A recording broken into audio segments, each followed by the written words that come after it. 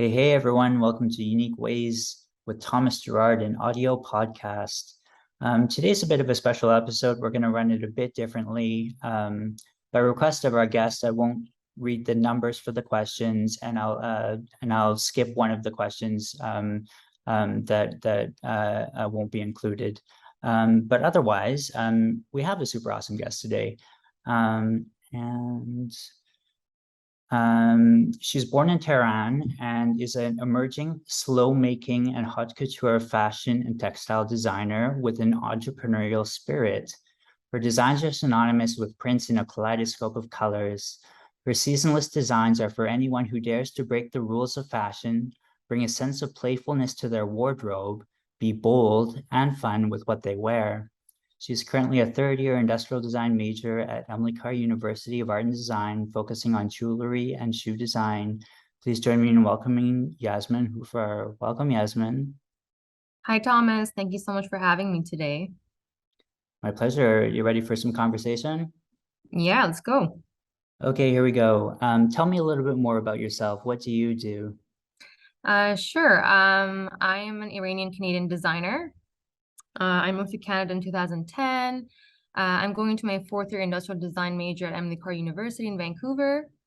I would say I'm more of a fashion design enthusiast right now. I know about fashion more intuitively than anything, and I have a sense of what works and what doesn't. Fashion history is something I'm learning at my own pace, but it's not something I'm fluent with at the moment. That's super exciting. I'm actually really excited about the fact that you're in fashion, because here in Vancouver, for so long it was so difficult to get an education related to fashion, and yet there were a lot of prominent companies hiring for fashion design jobs. Yeah, that's very true. I guess just in Canada in general, it's something that we're really lacking.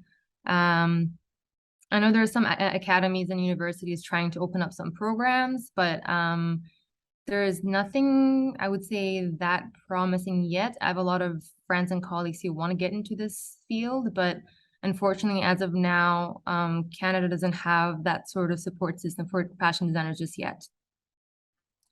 We had a great guest on recently from the Netherlands named Marinisha Mulali, who is a lecturer in fashion, and yeah, it's super nice to have that angle. What's a key piece of knowledge that makes you different? I would say my cultural background and my power of storytelling. Over the years, I would say the past 2, 3 years, I've been reading a lot of novels and everything, and that makes me have like a power of storytelling that usually blooms into a product. And I've been told that I would make a good creative director as a result because I put a lot of thought into the stories behind the things that I make. And it's always been something that I've been passionate about. I have a design education as well, and I think as a designer, I was always trying to bring a lot of truth into my work and into my presentations. But then during my master's, I realized the power of a story and how a good story can really kind of take people to different places. Yeah, definitely. I think that having a good story with a product definitely grounds your work a bit more. And if you want to present your work, having that story that kind of gets people to relate to is gonna really bring more engagement to your work because I think if there's one thing that is very much international is stories. I know that experiences differ from people to people, but I think that we sort of have similar experiences more or less, no matter where you come from. Yeah, I can agree with that. There's a great TED talk about the danger of a single story. Hmm. Yeah, great one to check out for the audience. So why this? Of all things, why do you do what you do? I've thought about this a lot over the years and it changes every year. But I guess, being in fourth year of design right now and, having had some experience in the industry, I think that the reason why I chose this field is because I believe in the power of design. I think we are still not being recognized for what we are capable of doing. I'm considering focusing on health design for my bachelor's project because medicine and design is one of those things that are so irrelevant to each other and yet can do so much if considered. Um, I was actually listening to a podcast recently that interviewed a designer who also worked in health design. And she was talking about how she needed a loan for what she was doing. And when she went to the bank to apply for a loan, there was no such thing as loans for a designer. Like there was not a category for her to choose. Um, and when I was listening, I felt a little bit shocked, but I want to say that I don't find this ridiculous, honestly, because I think designers are working pretty hard to establish credibility in this world. And I think it's about time that we are given that credit for our capabilities. I do what I do because I'm ambitious with what I do, and I try my best to show that we are so much more than beautiful object makers, let's say. The thing that usually misrepresents the value in what we do, I think, is the lack of transparency or public knowledge into the design process. And I think that over the recent decades, there has been a shift from designing from intuition to designing from research. But unfortunately, most people are still not aware of that. And I think that design goes misunderstood because of this lack of knowledge. I think there's been a big shift in that area, but employers are still not aware of that. You know, with my design background, I think design is much more than a profession for me. It's definitely like a who I am. And you know, some people argue that Vancouver is really saturated with good designers, and how can we support that? But I would argue that that's really a good thing if those people have design as a kind of ideology or worldview. That could be a real advantage that trumps any kind of industry support that's needed. Yeah, definitely. I agree too. Yeah. What does your future look like? I think that the COVID-19 pandemic and so many of the events that took place in the past 2, 3 years kind of prove that planning long term is not very feasible. I used to do that before as well, but after having so many ups and downs over the past couple of years, I decided only to make plans for the next 2 years in detail and always leave a plan B for myself. I think that's a smart way to think about the future, honestly. But for my next 2 years, for my plan A is to graduate and get hired as a costume designer at Cirque du Soleil. And if that plan doesn't work, for my plan B, I'm thinking about opening my first fashion studio in Tehran and working on preparing my portfolio and then get my master's in fashion at the Royal Academy of Fine Arts in Antwerp, Belgium. And then hopefully move to my plan A of working as a costume designer at Cirque du Soleil. Wow, that sounds fantastic, actually. Thank I you. wish I had such ambitious goals when I was younger. Yeah, no, that's very smart. You can definitely reach that. Mm-hmm. Yeah, Um, I think it was in 2014 or 15. I was still very young and I went to one of the shows at Cirque du Soleil. I think it was my second show in Canada so far. It was called Kuza. And for some reason that one show really stuck with me. And like all the time when I'm designing, I still think about that show. Um, and ever since then, that has always been a dream of mine to work at Cirque du Soleil. So hopefully one day that's gonna come true. nice. Let's talk about location now. How does the notion of place play into what you do? Hmm. I think this is probably my favorite question. When you say place, the first thing that pops into my mind is color. I always found myself to be very lucky to have a Persian background because Iranian art breathes color and patterns. Iran generally is known for its art and architecture, both pre-Islamic and post-Islamic, and poetry is one of the things that is also very well known in the world. And I generally feel more poetic when I go back there to visit and I read a lot more. Each of the regions of Iran has its own art style. For me, when I go back, taking a simple walk to the local bazaar is a source of inspiration, really. And that's why making my first line of clothes was a piece of cake. I feel like people back in Iran put a lot more of their emotions into their product compared to Canada, perhaps, because there are certain barriers for people to use the internet and there's not much Western influence, I would say, in the country. And by that, I mean, life in Iran is free of big corporates, which allows local businesses and artists to flourish. So the art and culture, in a way, has remained untouched, although some of the population embraced Westernization. And I was having a chat with a friend of mine who also went to Emily Carr, and she's also Persian and a fashion designer. And she was doing research into fashion for her master's thesis, and she mentioned something very interesting. She was observing North American fashion. She was comparing it to the other side of the world, and she said to me that color in fashion comes from Asia, and it really got me thinking, actually. So I guess, being a designer in Iran gives me inspiration in a very emotional, intuitive way. And when I come back here to work, being a designer in Canada really pushes me to be more practical and technical. Nice. I watched your runway show. It must have been on YouTube, and looked at it and said, "Wow, that's happening in Vancouver now. Like that's a good step forward. But we really need more support for more events like that, and more shows like that." Yeah. Yeah, absolutely. Yeah. If you had to start from scratch, what advice would you give your former younger self? Um, I would say for one, I would say keep school as your second or maybe even your third priority when it comes to growing professionally. And two would be to become an expert in a single subject. And I can't emphasize that enough. I took a gap year in 2019 and I went back to Iran to visit family. And then I decided to extend my gap semester to a gap year and finally follow my dream of making clothes. Honestly, it was the best decision of my life. I learned so much. It was so much more than I learned in university in the past couple of years. And then when I returned, I had job opportunities lined up for me and invitations to Paris and New York Fashion Week after I showcased my first line of clothes. Um, in my own experience, schools don't really prepare you much for the real world, but your passion projects can go a long, long way. And after 2019, I realized all the anxiety I went through for my school projects were kind of pointless. I was there to learn and to mess up after all. I think that's what school is for.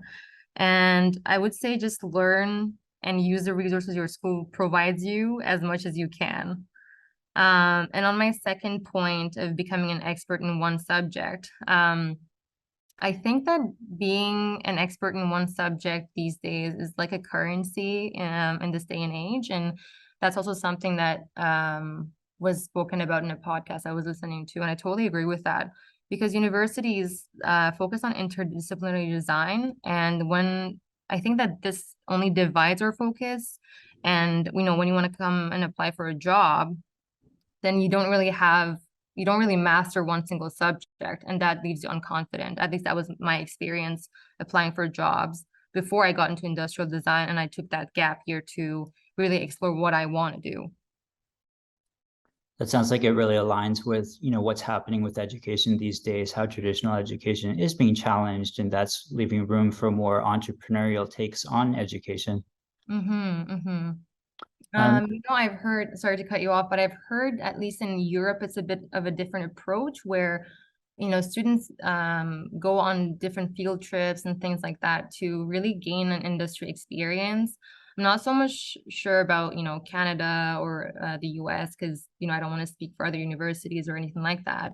Just based on my own experience, I just feel like I didn't really get to feel like I'm ready for the industry when I started to apply for jobs. So hopefully that's going to change in the coming years where schools are more considered in terms of how they're going to prepare you for the actual industry. But yeah, that's what I think. and that's interesting because you're talking about industry now, and you have a kind of a foothold in industry already. I don't know how much you want to go into that. Yeah, I mean, I've had some experience working with a researcher at UBC, University of British Columbia. He was doing research for obesity, and his research actually got recently published in Europe, which is a win for sure. I'm very proud of him for doing that. And I did some of the illustrations for that research. And then I did some work with Lululemon as a technical designer. That was definitely a good experience to learn what I'm more passionate about. I realized that I'm not much of a technical person, and if I were to go in and work for a company, I'm definitely going to go and work in the design more than the technical side of things. Like I told you earlier in the conversation, I'm more of a storyteller and I'm not really a technical person. Even now in industrial design, usually when we're doing team projects, I try to make the calls for the aesthetics of things and not so much the technical sides because I don't really understand it either. But yeah, that was a very good experience to be able to have a job there even when I was still in school. I did learn quite a bit from that experience, you know, how what I want to do and what areas I have to keep working on. And then I also worked with a Persian lifestyle magazine. We worked with a German high fashion brand called Mark Kane. It was a really good experience to be able to do. That was my first photo shoot that wasn't of my own work. It was with somebody else or like another brand. Um, and that was a very nice experience to be able to work with some models and photographers and stuff like that. But yeah, they have a really, really nice line of work as well. Definitely would recommend fashion designers or enthusiasts listening to this podcast to check out their work.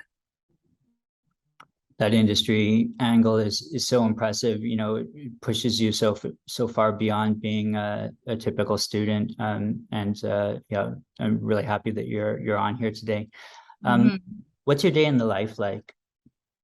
Well, you know, right now, since I'm still in school, it's most likely thinking and rethinking my 2-year plan that I mentioned and, you know, the ways that can bring me closer to my goal. I start a lot of passion projects, and unfortunately, because of the limited time that I have as a student right now, I have to leave most of them, you know, halfway until I finish my bachelor's in industrial design, but hopefully after this year, I will have a more uniform story to tell. Nice, good answer. Lifelong learning is a popular topic. How do you stay up to date? I would say mostly YouTube now. You know, I always thought it's important to stay up to date with the news, but so many things happened in 2019 and my anxiety was over the roof. You know, truth is politics shape our world so much, and as much as we decide to stay away from it, it's really not possible. You know, I unfollowed so many news broadcast channels and left Instagram in June of this year, but I guess something I wish to do this year is to stay more in tune with current design trends and read relevant magazines and articles. What tools do you use? Are you digital? Are you analog? Are you both? I used to be more digital before. As you know, I used to study about 2 or 3 years of UX design at Carr, but it wasn't really my thing, which is why my bachelor's degree has been taking some time to finish. I used only Instagram for getting, you know, recognition for my work.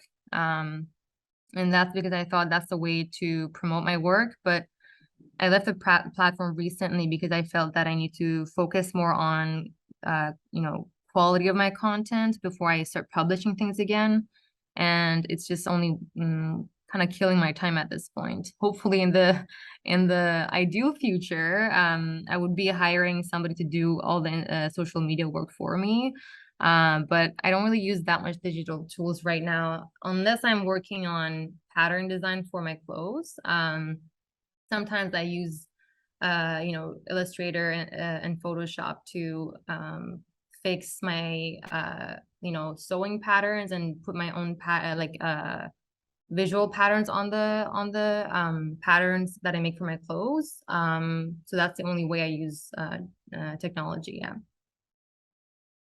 There's definitely a big shift with a lot of our guests away from social media and a lot of criticism of it these days. Oh yeah, absolutely. There's How a lot of them out there. do you deal with work-life balance? Again, I think that's a difficult one when you're still a student. Um, but I think that I've managed pretty well in my university years. But I like to spend time with my family and do the things that I care about. So when I'm not in school or employed, I try to de-stress with my family, you know, playing volleyball, hiking, or usually reading and brainstorming stories for my new clothes or potentially my next styling shoot. Nice. Yeah.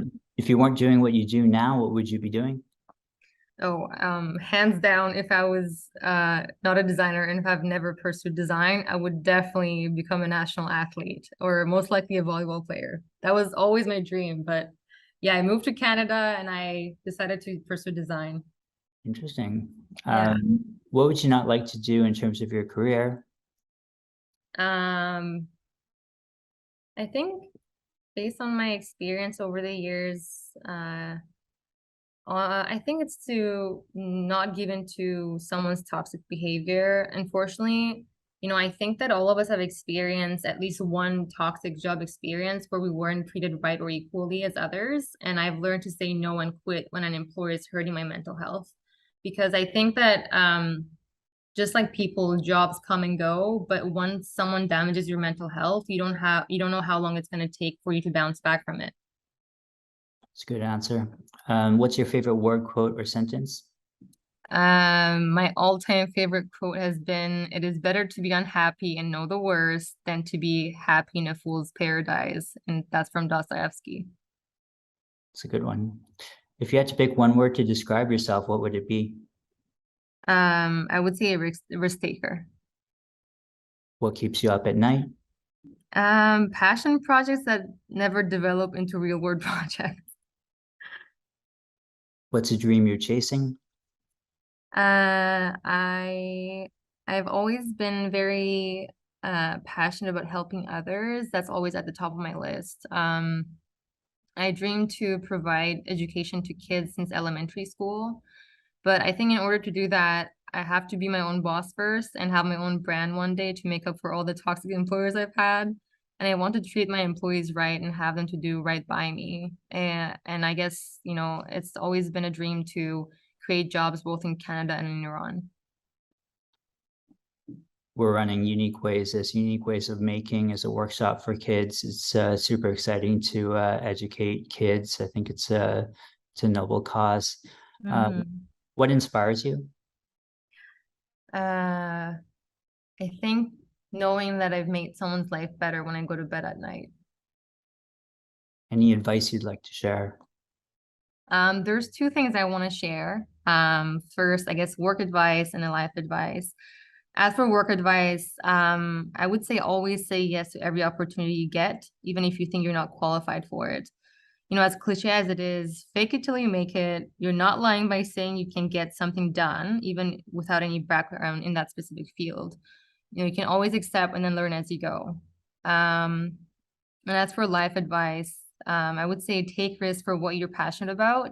That's not just limited to your job. I think it also applies to your friendships and romantic relationships because I think life is really short to let ourselves hide behind our fears. And I have seen it with my own eyes. If something doesn't work out, it's because a door has opened for you with so many better things behind it. We just have to keep your eyes open and believe that after every down, there's an up. And lastly, be forgiving of yourself and others and believe in kindness. When life is looking cloudy on your side, there will be always someone who will rescue you when you least expect it. How can our listeners keep tabs on you? How can we follow what you're doing, check out your stuff? Where do we go? I wish I could say Instagram, but I'm not planning to return anytime soon until I have some content to share. But my Instagram ID is exactly as my name and last name on the Spotify podcast. And there's only my website and my LinkedIn available right now. That's all I can offer. Yeah. Well, I think that's a great kind of chance for our listeners to check you out. Thank you so much for being on the show. I love hearing about your ambitions, your Cirque du Soleil, everything you want to do. Just really kind of hit home for me and really inspired me. Thanks so much for being on the show. Yeah, no worries. Thank you for having me. It's been nice. Thanks.